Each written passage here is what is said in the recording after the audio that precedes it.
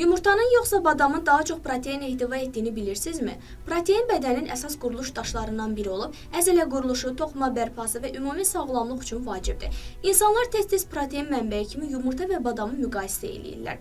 Yumurta tam zülal mənbəyidir və yüksək bioloji dəyərə malikdir. Bir yumurta orta hesabla 6 qram protein ehtiva edir. Yumurta ağında təxminən 3,6 qram, sarısında isə 2,7 qram protein mövcuddur. Bundan əlavə, yumurta B12, riboflavin, xolin və selen D vitamini ilə zəngindir. Digər tərəfdən badam da yaxşı protein mənbəyidir. 28 qramı təxminən 1 ovuc, 6 qram protein təmin edir. Bununla belə badam tam protein deyil, çünki bəzi vacib amin turşularından, xüsusilə lizindən məhrumdur. Buna baxmayaraq, badam lif sağlam yağlar və antitoksinlərlə zəngindir. Bu da onu qidalandırıcı bir seçimə çevirir.